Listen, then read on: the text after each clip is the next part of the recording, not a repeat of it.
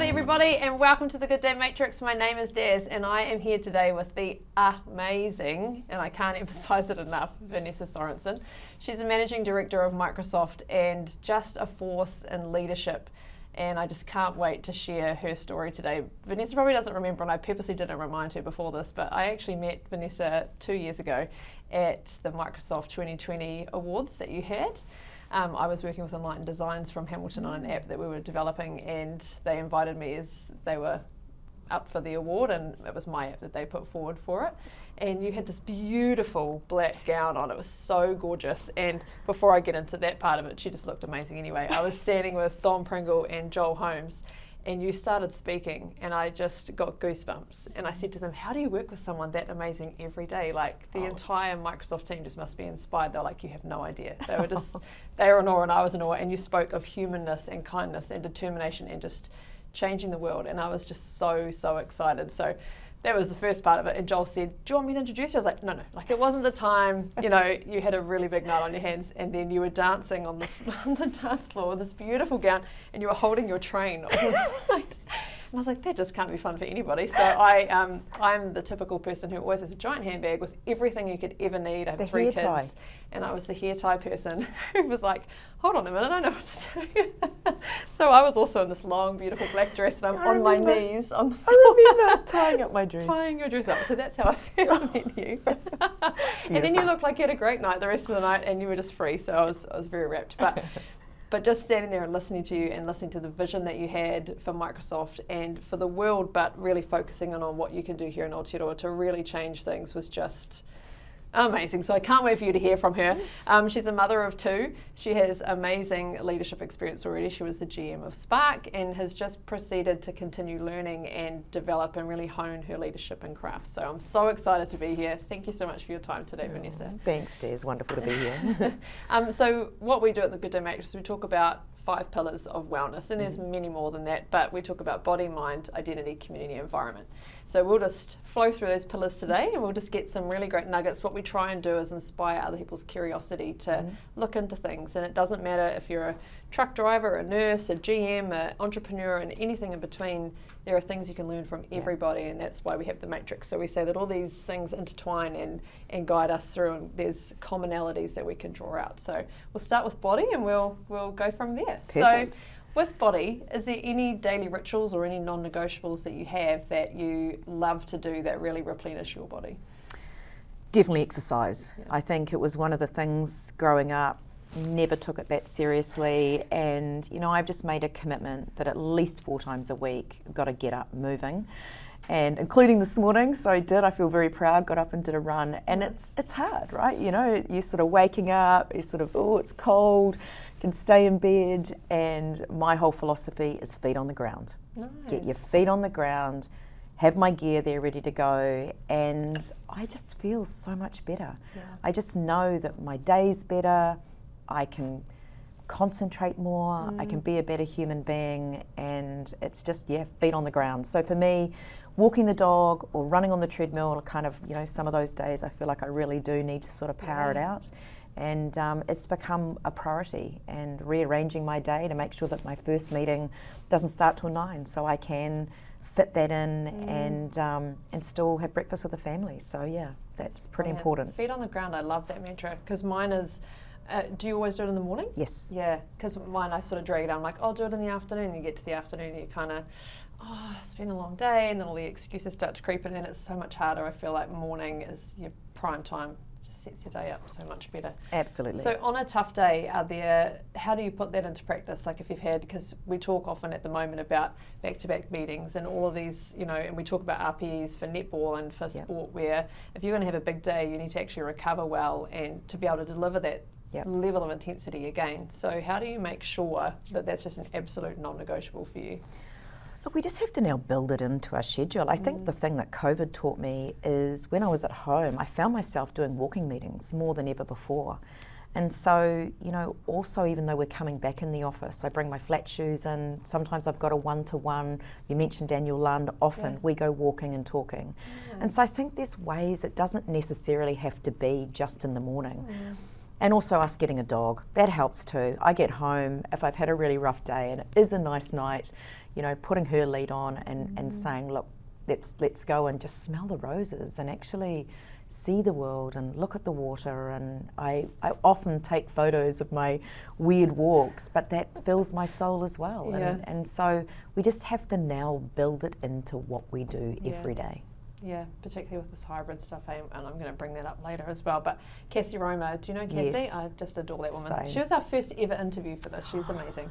But she does that. She takes photos of the most extraordinary things, but if you weren't paying attention, you just never see it. You just walk from one place to another, and she really pays attention. I have a lot of respect. So there you go. Shout out Cassie Roma. Much love Cassie. So we'll move into Mind, and I just find what you do at Microsft, but what you're leading here at Microsft to be exceptional. And I don't think anyone should take that lightly. That needs time and it needs space to be visionary and thinking and to really see a world differently than the rest and invent things or think about things the way no one's ever thought about before. So how do you keep your mind in that sort of space where you can create and can collaborate with others and be open to new thinking? Well, I just work with the best humans ever. And so a lot of the ideas are actually coming from them. And I think it's creating the space of councils that come together and can imagine the art of the possible. And I think that's what I've watched over the last few years of kicking something off and thinking it's brilliant, but then seeing it rise even bigger. And so everybody has grand ideas, but it's not just the ideas, it's the action. And so I think for me personally, growing up with the type of upbringing I did and, you know, not the normal upbringing, I know what it's like to go without. And so when I see the team saying, we could launch 10K Wahine, we could support 10,000 females to consider roles in tech, yes we can. And I think it starts with those ideas, but then it's got to be about the action. And that's what I love. There's nothing we can't do. And it's this platform that is Microsft that creates that. And I've never felt so at home because we are so open to being our full authentic selves and creating that. And whether it's shout outs to Dan Tawhenua Walker or Daniel Lund or Samar or Carol, these humans that just come to work every day to create a better world. How more inspiring is that? So yeah, we're really, really lucky. Yeah, and they're lucky to have you too, don't forget. I'd say exactly the same about you. I'm reading a book at the moment by Adam Grant from America. It's called Originals, and it talks about basically action. And it talks about how we can be very sheepish and we can follow the sheep in terms of what we wear, and then we can have these original thoughts, but more often than not we go, oh, I don't want to be that guy, so I'll just keep it quiet. And he lists off, like Michelangelo, for example, didn't want to paint the Sistine Chapel and ran away for 2 years before he was brought back by the Pope going, you need to come and you need to do this job. Steve Jobs doing Apple, like all these different things. People were actually really reluctant to do it, and he talks just of entrepreneur after entrepreneur who was like, oh, don't know if this is the right thing. And so he talks about that original thinking and how to really show confidence, and to also that it's safe, it's okay to hedge your bets kind of thing, because often people believe entrepreneurs just need to go all in, quit your job, you know, eat out of a can for 3 years, you know, just do whatever you need to do. But actually, it's a safe bet and it's an okay thing to do to hedge your bets. But that original thinking needs action. It needs a step forward, and it needs bravery to go. Even if 25 people say, oh, I don't know, that's the best idea, to actually go, I back this, and I don't need to give up everything else in order to back it. And I think that's the group of humans you have cultivated here, as a group of humans who go, I don't know if it's, you know, this is an idea, but together we're going to build this out and take action and move it forward, which is... I love that word, bravery. If I look back, you know, I've been here 4.5 years at Microsft. It seemed strange even back then to say kia ora. And now we had the most incredible blessing with Ngāti Whātua and Ōrākei when we opened up level 5. And we had 70 to 80 people turn up at 6 o'clock in the morning for that blessing. We thought 10 would come. Yeah. You know, that just shows actually how important it is to be connected to our traditions. Yep. But it took a few lone people going, actually, this is really important, because it wasn't cool 4.5, 5 years ago to learn te reo and embrace those traditions. And now it's all part of everybody's DNA. Yeah. So yeah, I think that word bravery is really important. Yeah, I agree. And sometimes you wish it wasn't bravery, that, Yeah. you know, like you wish society was, I don't know, Yeah. better at being open to, Yes. to change Yes. and transition. But yeah. So we'll move into identity. And we feel like it's really, really important to know who you are, know where you've come from, and it shapes who you are as you go forward. And there are things you want to bring with you, and there are things you don't want to bring with you, and, you know, and all these different things. And Dan was a prime example of talking about a great, I think it was 6 generations before him, grandfather, who planted trees as he journeyed through Aotearoa, and he can take his family there and go into these groves. And it's that kind of stuff that we just adore. But tell us about your whānau journey and how you've ended up here. And yeah, like I say, very, very untraditional upbringing, you know, multiple caravan parks, 8 different schools, homeless when I was younger. So I just know that everybody has a backstory, and it doesn't necessarily have to be like what I've gone through. But I just knew as a young kid that I did want to reach my whānau again.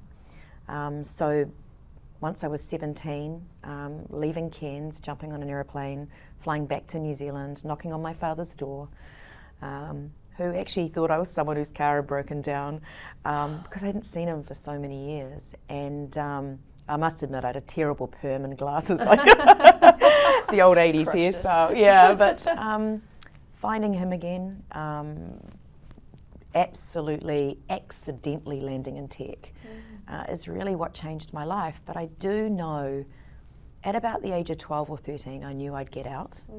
I knew that I wanted to create something for myself around being a woman that didn't rely on anyone else. I wanted to financially be secure, and I started writing goals. And I said recently that you can't be what you can't see, but actually you can if you visualize it. And so I just remember thinking of the villa in Mount Eden with a picket fence. And I remember being about 28, living in a villa with a picket fence in Mount Eden, going, is this, like, how did I make this happen? And so I think it's, you know, we get knocked down, we've got to get back up again. For me, I know what hardship feels like. And I just feel that I can make such a difference. Like everyone says, how are you going to leave the world? And everything I want to do now are for generations that will come way past I'm gone. And I just feel inspired when somebody is given that hand up, not a handout, and just watching them grow and inspire and go back to their own whānau and go, look what we can create. So yeah, I am now immensely proud. I went through my whole career of not telling anybody because I was so scared if people found out that I didn't go to the right school. In fact, I went to many schools. I remember freaking if they had like a IQ test or a trivial pursuit test, because I was like, I missed so much general knowledge. But actually the tenacity of going, you know what, I'll do the harder jobs. Because what was the worst thing that could ever happen to me? I grew up sleeping on the floor. I mean, I'd already had nothing. And so I only really started telling my story about 5 years ago. Because by then I thought, I have the house, I have the children, I have the husband. What's the worst thing that could happen? And, you know, I've had so many people say it's helped me because I assumed of your privilege and I assumed of where you came from. And I felt, it's just akin to going, that's why I want to do more. Which also then they assume doors are shut. You know? So it's an assumption of, well, she got there because of this and this, but it's also an assumption then that I never can because doors are shut to me and there's not even a toe I could get in one of those doors to. That's exceptional. Yeah, and it's not easy. Like, I don't stand here saying that any type of career is easy. But I constantly say this to my kids. You've got to work 8-9 hours a day. You may as well go where the pay's better, where you can actually advance and you can be the creator and the destiny of your own pathway. But they probably won't match my pathway, and nor should they. No. So it's just whatever your story is. And I think people spend far too much time looking at others going, oh, I just can't get there. And I think once I start sharing my story and go, well, you can if you believe in it. If you truly want to make change or do something, you can. But it's risky. Nothing's easy. I say it to my kids all the time. There is no get-rich-quick schemes that I've ever seen work. Yeah, and longevity too. Things can happen quickly, but then they can also drop off quickly too. It's that long, good foundation to actually, whatever you're building, that it stays there long term. It's not, sometimes there are the get-rich-quick, but it doesn't last so very long. It's certainly not sustainable. No, and I always say find your people. You know, I'm so fortunate that I met my husband when I was 18.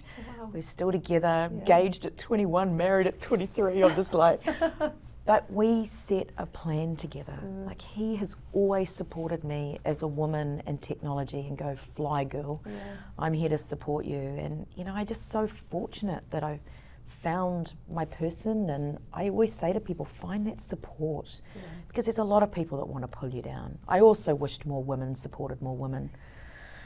Was so competitive when I was, you know, growing up in tech, and man, when I've seen women link arms, what they can do together, inspiring.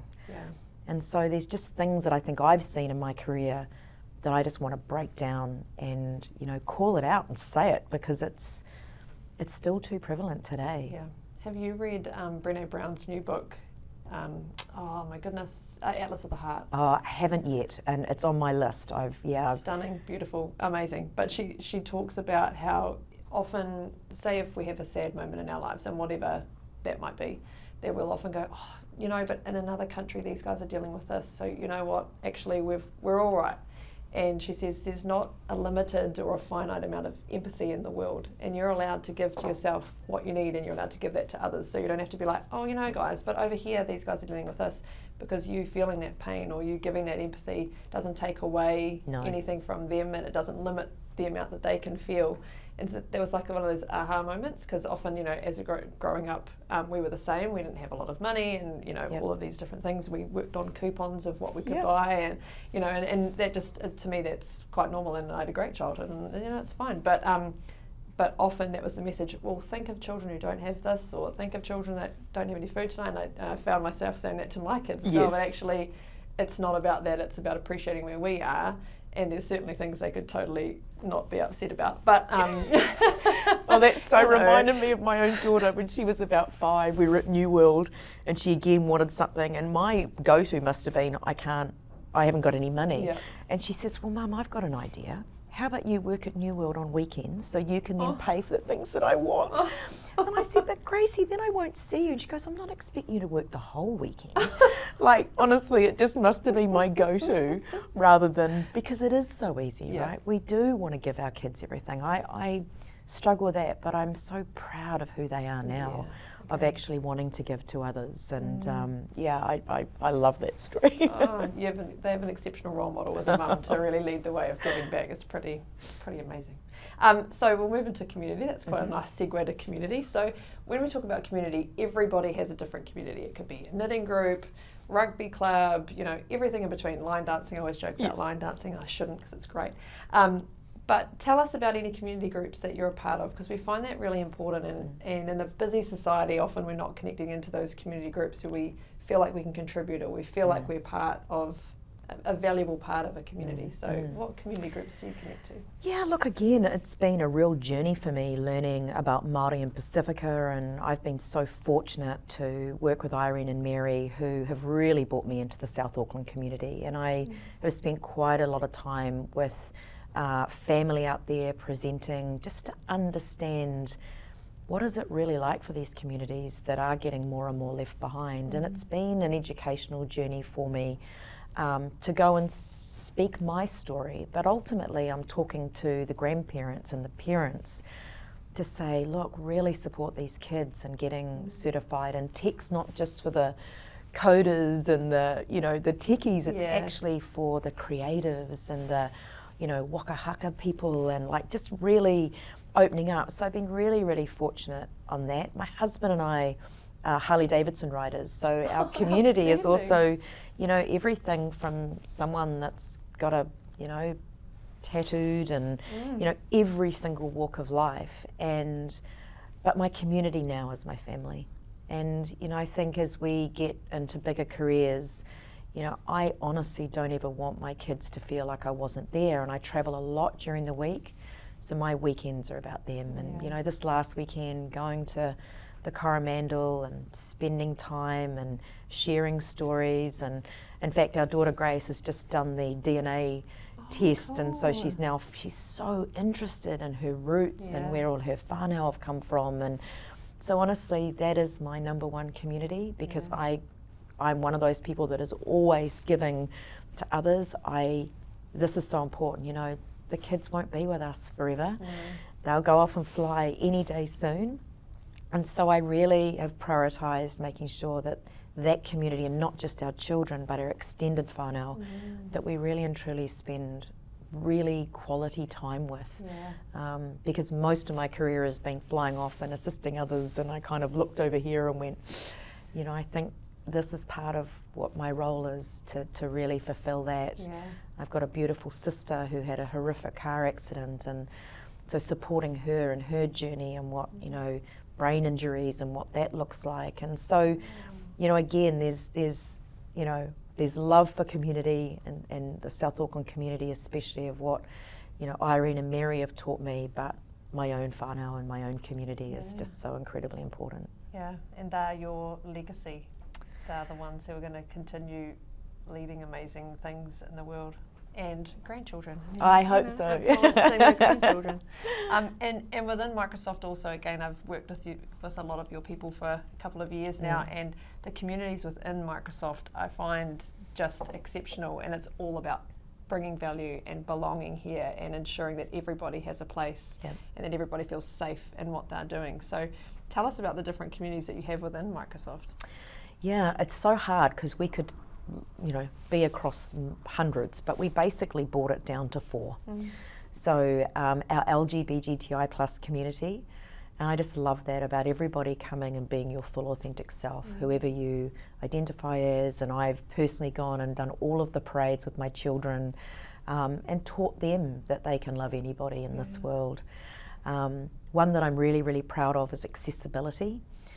So we partnered with B Lab in New Zealand, who do incredible work of even becoming testers of the Microsft product here in New Zealand.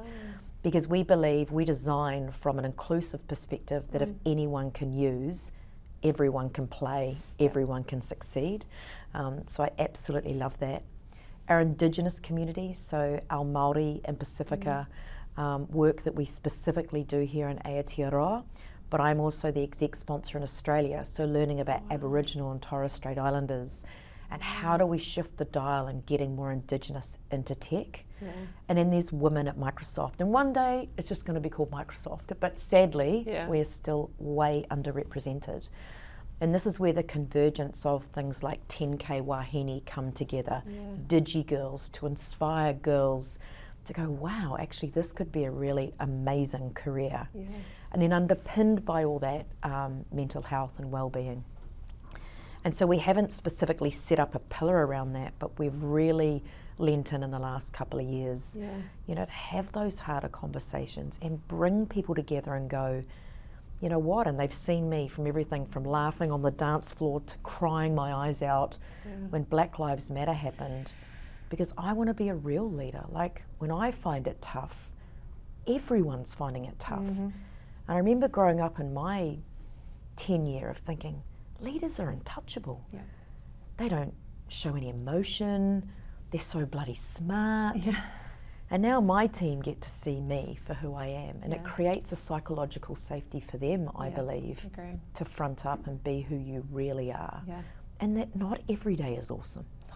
And, you know, and I remember just thinking that a CEO role would never be for me because I couldn't pretend to be like that. You know, game face on and fake it till you make it. I can't. I tried once, it nearly killed me. Literally, I nearly had a breakdown.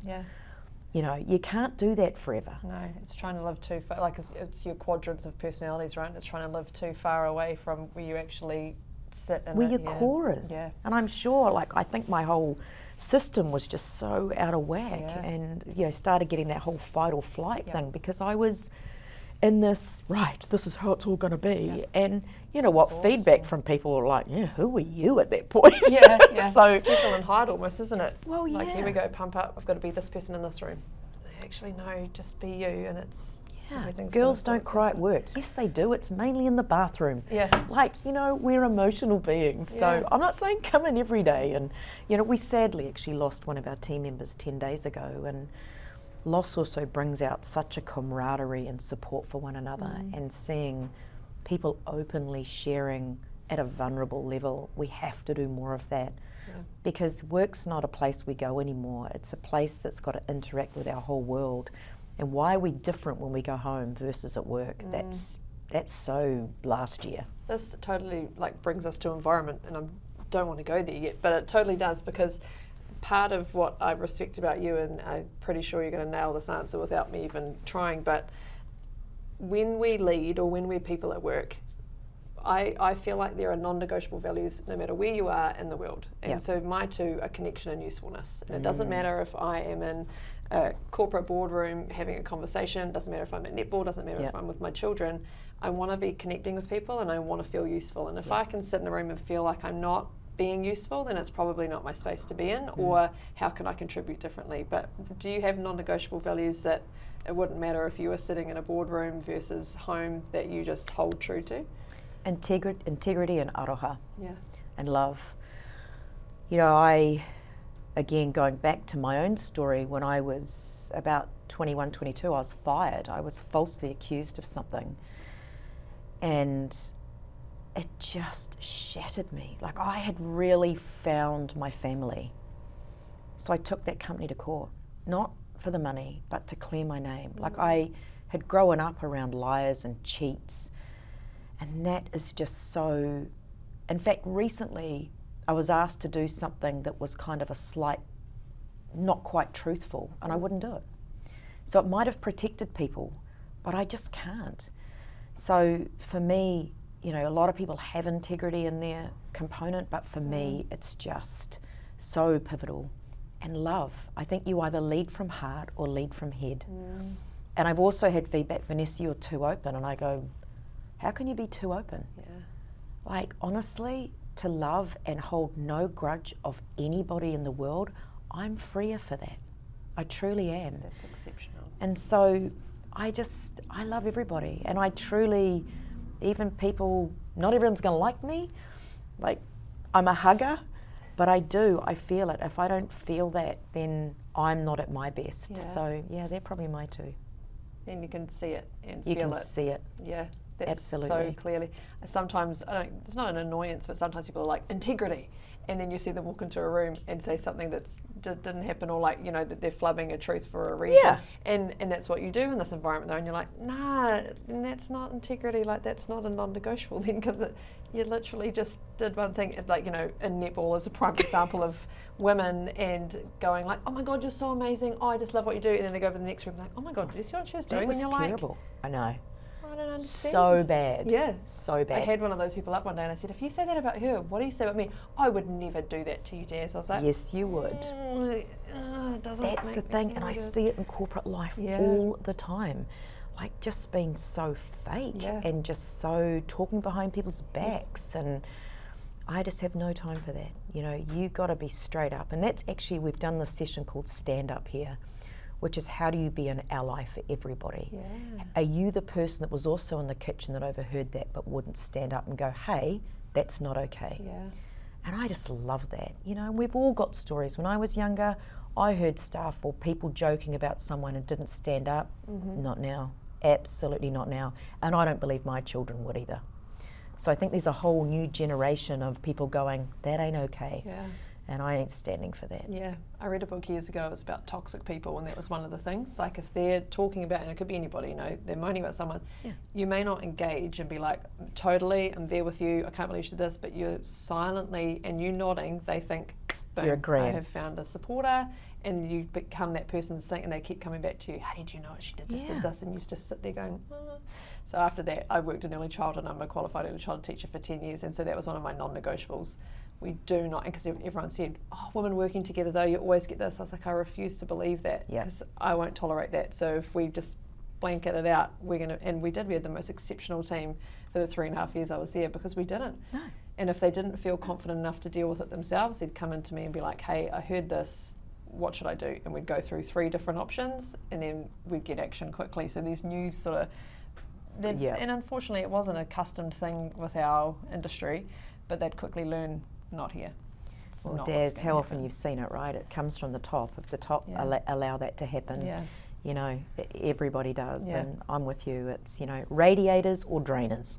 Nice. Coming up with all the good things today.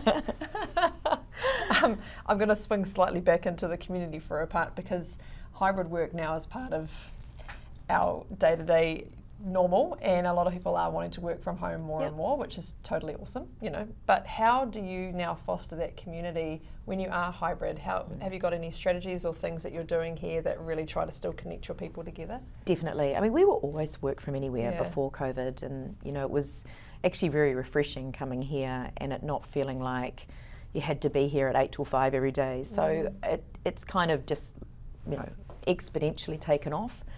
But we, you know, the doing up of our office spaces to create places that people want to come has been really, really important, and we kicked that off a year ago. And just events like Thursday night get-togethers, putting on cheese boards and some non-alcoholic and alcoholic drinks. You know, this Thursday we've got a party in Wellington for the end of our financial year, and Fridays in Auckland. Just creating more of that reason. I think it's more socially now you're coming into work, and make sure you have lunch with your peers. Yep. I think the hardest thing has been our new starters and our younger interns. Yeah. Like, without bumping into them in the kitchen, you don't set up a Teams call to meet other people. And so, you know, I personally love coming to work. I love getting in the car and singing and listening to the radio. Yes. That to me is my leaving the home and coming here. I have to force myself every now and then to do a work from home day to get through stuff, because I'm easily distracted. Someone can come up to me and have a good chit chat, and so I'm sort of the old school opposite. And so we've just now got to make it work for us. I'm just, you know, we recently did with all of the community in the viaduct, we all put some money to for all the bars around here. And so we got all the businesses together and sort of did a bar hop for a few hours to meet one another. So we're just going to be far more intentional about putting get-togethers on. We celebrated Matariki last week. We had a hangi. I think 100 people were here. So more intentional. And I think some of the leaders are saying, okay, let's come in Tuesday, Wednesday, Thursday, or whatever days it is. Because I think what we've heard is some people made the effort to come in, their manager wasn't here, and then they were kind of missing one another. So there's no rule. And again, I think we just now have to make this work for us, because, as I say, don't come in the morning traffic if that's not your thing. Do exercise, start your day later. I mean, this isn't 9 till 5 anymore. This has got to work for you. That's exceptional, and it's the serendipitous moments that are it's the how-to now. It's just how do we create those water cooler moments, for want of a better way of saying it. But also, if you're bringing people in, what's the purpose? And like you said, intention, so that people feel like there's a reason. It's not just, well, I should, because that's how we've lived for, you know, hundreds of years. So we should do that. We should work 9 to 5. We should turn up, show face, strategic visibility, and how do we now bring that with purpose and ensure that people will want to be here? And redesign your spaces. You know, we're about to upgrade up level 6.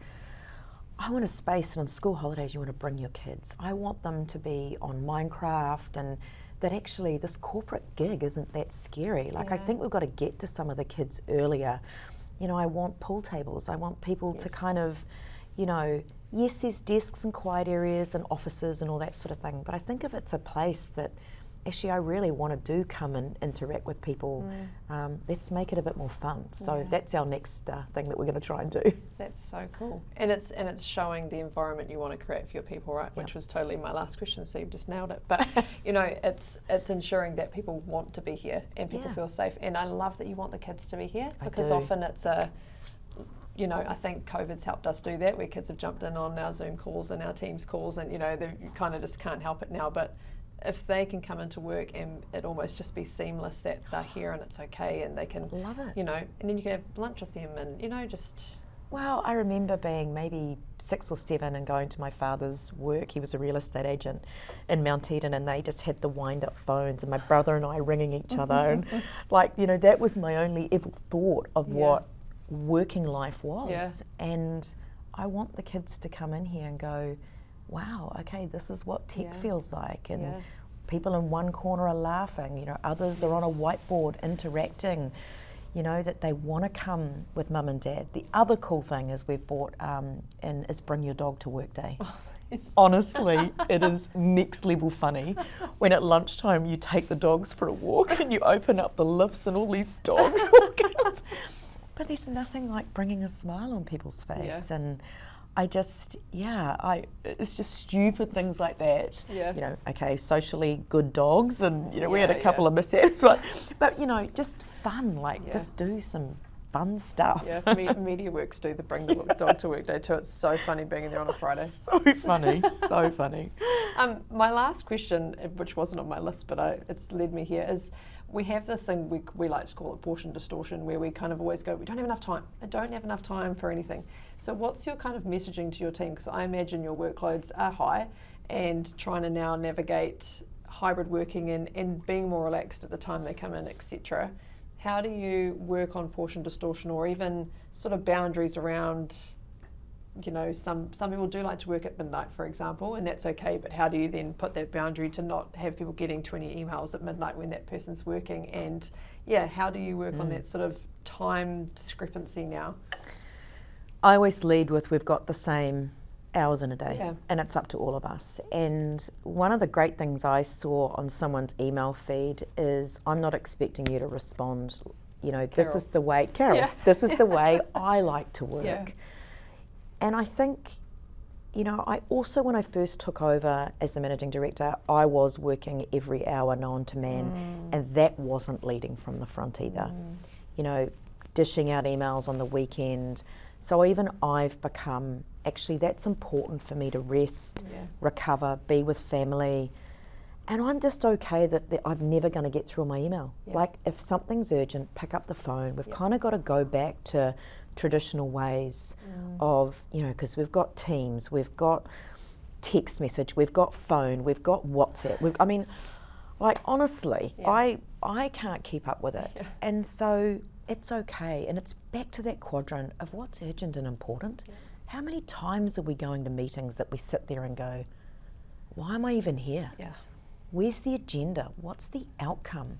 We waste a lot of time on things that are not shifting the dial.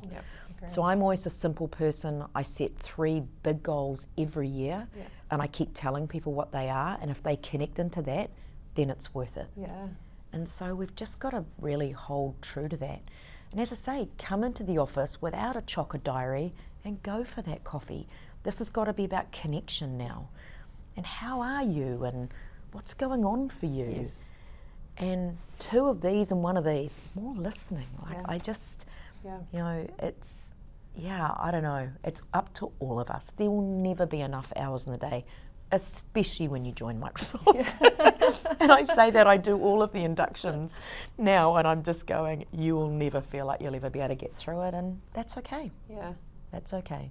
And that's great, though, from a top-down perspective, to almost give that message just loud and clear, and let that be the thing you continue to share with them. That's okay. Like, you should see my emails, or, you know, you should see what my calendar's looking like, but blocking out those times also to not be available, and that's that always on stuff that people, you know, they're like, oh, why isn't she on at the moment? Because you can obviously see who's there and you can pick up the phone and talk, but actually, Cassie again said, you know, your email is not my to-do list. And It's so not. you don't have to feel, oh, well, she sent that to me, so I need to go back to it. No.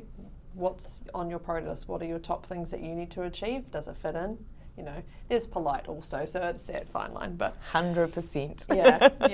yeah. No, I definitely agree, and there is no perfect way, honestly. And I think, as you say, we've just all got to be okay that, you know, we've got to have those boundaries. When you go on holiday, you need to be on holiday. Yes. You know, you need to set those examples, especially as leaders. And even actually my own team, you know, a couple of times I'm saying, hey, Carol, when's the last time you had a proper break? You need to go on holiday. Yeah. Oh, I've got so much to do. And guess what? It will still be there. Yeah. And it's clearly communicating your boundaries, but it's also understanding everyone's workloads. Yeah. But I think Carol's possibly the same as me. You feel as though if you take a break, no matter what you do, then it's just piling up. So then you come back to worse. But it's a mental mind shift to go, actually, like that I don't need to worry about that. I just need to be here and present. And if it's a holiday with my kids or with my mum, or, you know, whatever you're doing, but don't worry about this, like everything going up in the background. Just And go long enough that you hand it over to someone else to step in your chair. A, to get a sense of what it's like, but also, you know, the world does keep going. Nothing actually does stop. And especially with big organisations like this, I've learnt that over the years. Now, don't get me wrong, I was also that martyr. I'll never forget my husband going, we're in Fiji, you're in your togs, on your phone, like it's not been perfect. Yeah. Now I am very clear about my boundaries. And I think we have to, otherwise our mental health suffers, our family suffers. We wonder why we have got, you know, issues going on in the home. This stuff has got to be more of a priority, our well-being and our holidays and time out than ever before. Well, it's great too. You spoke of your communities, but that you said wellbeing and mental health is its own. Oh, yeah. And that's what we work with businesses, and we build wellbeing strategies that weave into every policy and every document, because it's not a standalone. It's something that, regardless, like how do you check in every single meeting with your people? You know, what's actually going on? How are you ensuring that their wellbeing is their priority, and that they know from you that that's an acceptable thing to say, actually I just need to go and take a walk for an hour. Well, one of the simplest things, Daz, I was booking in some time off, and I saw sick day or mental health day. So it gave people permission to go, yeah, I'm actually, you know, because when you felt so overloaded, again, you know, coming through the ranks, that would be a weakness, having a mental health day, where it's so important. Yeah.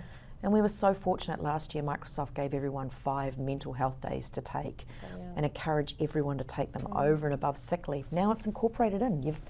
Take it. Yeah. You have to. Like, it's so important. Yeah. And not see any weakness to that. None. Just see it as an empowerment that you can choose. That's amazing. Amazing. I knew this was going to be amazing. I have some quick fire questions for you. Yes. As we always finish with. 3 things that made you smile today. Oh, getting up and doing my run. My daughter calling me sick to say, Mum, I love you. And also her then texting me asking for my brother's full name, because she's so interested in all our ancestry that's going on. That's so cool. Get her to watch Dan's interview, because he talks about, and that's inspired me to then go and do my family tree. So beautiful. Get her to have a watch for that. Favourite books? Look, I loved Will, and then I watched him do that terrible thing, and Belonging, Michelle Obama.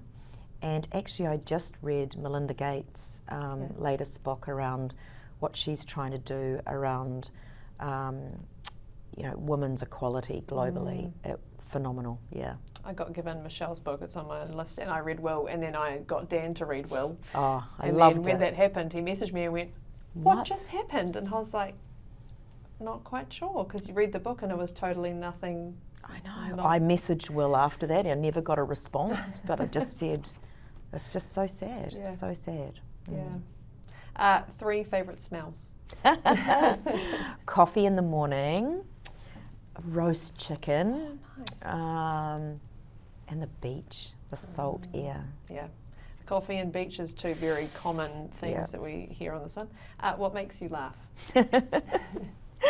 So many things. My son Jack, tickling him on Friday night, and just that barrel, you know, that laugh. I love a good comedy. I think, I love to really just watch stupid stuff that makes me laugh. And my team, they're always making me laugh. Like, they just come out with the most stupid stuff. And I can't wait till Friday night when we've got a Back to the Future 80s dress up. I will be chuckling the whole night. I reckon some of the outfits are going to be incredible. We last week did a Cricket World Cup office edition in our office, so we had the funniest week of dress ups and TMO calls. Oh my goodness, so funny. First job. I worked at Nusafora Bakery at the age of 13 in Cairns. It was a drive-in bakery, and I worked every weekend from 4 in the morning cutting the bread in the machine to then selling it. And that's how I was able to afford to come back to New Zealand. And I came back with about 7,000 in my pocket and bought my first house unit at 18. Wow, that's amazing. That's amazing. I love that. Okay, go to pick-me-up songs that lift your soul. I get knocked down, I get up again. Little Chumbawamba. Yeah, I love that. Happy. I love all Pink songs. I know, I just find her just incredible. I love all types of music. Yeah. I really do. Me too. I'm really eclectic. Pink did an interview with Ellen before Ellen finished, and she said, "People listen to me because their heart's broken and they're sad. I really pull that. Then they come to you and you make them happy again, and then they listen to me." That's so true. 3 things you're grateful for today. Oh, my health, my family, where I am. Honestly, that kid who just couldn't have imagined being here. I pinch myself. I feel so fortunate to have broken the cycle, gotten out, been successful, whatever that means, but self-sufficient, and just, I'm so pleased I had children. I wasn't sure I would, and I just look at them and they just fill my heart with just so much. I'm in awe of who they are, and they are gonna make the world a better place. I feel like giving you a hug. We'll come at the end. Hobbies. Hobbies. Look, I tried painting once, not so flash. I tried. I'm not really a hobby person. No. I'm more get on our bikes and ride with the kids. I'm, a hobby, riding Harleys, adventuring, holidays. I'm not really, I'd love to say I'm a knitter or something. I think to relax, especially through COVID, the kids and Chris and I would play cards. I'm not really a hobbies person. No, I found it an issue for myself, so I was like, I'm going to try pottery. Yeah. Not for me, similar to your painting experience. Yeah, no, I'm not really that creative. No, we're creative in different ways, I've decided, and you don't have to have a set hobby. Now, we used to ask what a lazy day looks like, but it was averse to people because we don't do lazy days. No, I do. So what does a recovery day look like for you? Oh, like sleeping in, honestly, and then when I wake up, just grabbing the iPad and reading the Herald, then having a lazy breakfast, and then going for a walk, and then watching Netflix. That was literally what I did this weekend. That's outstanding. And I just feel rejuvenated and and then a repeat, glass of wine, lovely dinner, early night, sleep in. That's what I love to do. That's beautiful.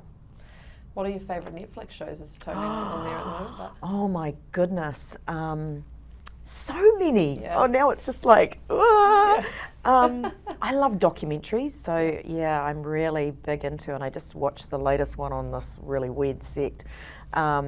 I can never remember what they're all called, but I just watched The Lincoln Lawyer, and I was like, it was outstanding. I thoroughly recommend it. Yeah, I love good recommendations. Yeah, when I first got Netflix, because I was a bit behind the times, I was like, you need to get it. I watched When They See Us. Have you seen that Oh, one? yes. Oh, it destroyed me. Yeah. And I couldn't just watch one episode. There's five parts, and I sat up till I think 3 o'clock in the morning. I was like, I need to see what happens to these kids. This isn't okay for me. And then I watched the Oprah. Oh, yes. Where you actually see them. And I was I know. It's just, yeah. devastated. Yep. Which comes right back into where you said, falsely accused and that integrity stuff, and that's what killed me. I couldn't believe it. Sorry. Right. Totally. Not asking about Netflix, sorry. Qualities you love about yourself? That I have a big heart, that I do want to leave the world a better place, and that I finally believe that I am a leader. I just doubted myself my whole career, feeling like, I suffered terrible imposter syndrome. And I finally, I'm 51 now, I am a leader. Yeah. And I deserve to be here. Yeah. You 100% do. And I've got the confidence to back myself. Yeah. Again, I'm just going off script. Was there any pivotal moments to tell, like, that you went, hold on a minute, I don't need to doubt this anymore? Or was there a person that was like, Vanessa, you need to stop? Oh, look, definitely. I've had many of those, but it was actually a course that I went on. Okay. And it was hilarious. We all had to play volleyball every morning, and you were put together with the random teams. Yeah. And you were playing actually for quite a bit of money as a team. So you had to get together, and the leader of the course said, right, get into your volleyball teams. I think it was the second or third day. You have to fire someone in the team. And everyone was like, what? No one can make a decision. So I said, I'll go. And then the guy said, right, all of you fired yourself, come up on stage. I was like, what? So me and about 2 other people, there's like 1,000 people on this course. And he stood there and he goes, what makes you think you're not good enough? Go back right now and fire the person that should have been fired. And there was this guy who must have been 55, multi-millionaire. He was the one that needed to go. He was constantly, we're not going to win, we're shit, we're this and that. I was the cheerleader.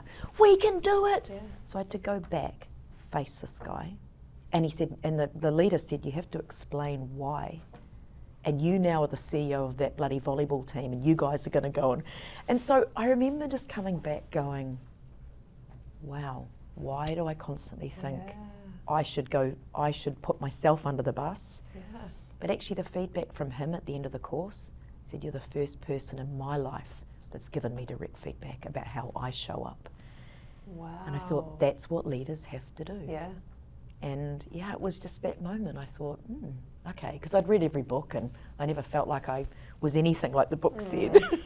So, and then yes, many incredible leaders that I've worked for also said, you're better than you think you are. Yeah, that's an incredibly pivotal and strong moment though. It was, I remember it like yesterday. Oh, I love that. Do you have any family traditions for Christmas? Yes, so every Christmas Eve we get together with my brother and sister-in-law. In fact, the kids say it's better than Christmas Day because we go to church. We're not big church goers, but we go and watch all the kids. We've done it since way before our children were born, and come together as a family and have that Christmas Eve and just be together. And it's just, that's the most fun. That's so cool. What do you do on Mother's Day? Sleep in. Have long breakfast, go for a walk and watch Netflix. Lady after my own heart, I love it. Well, thank you so much. I honestly just couldn't be more grateful for your time today. And I know there is so much in here that people are just going to be mind blown at and inspired by and driven to also find how they're going to make their change in the world. So thank you so much. Oh, thank you. And thank you so much for watching, and we'll have another one soon, but I can't wait to hear your feedback about this one. Thank you so much, Vanessa. Kia ora, thanks, Daz. Ka kite.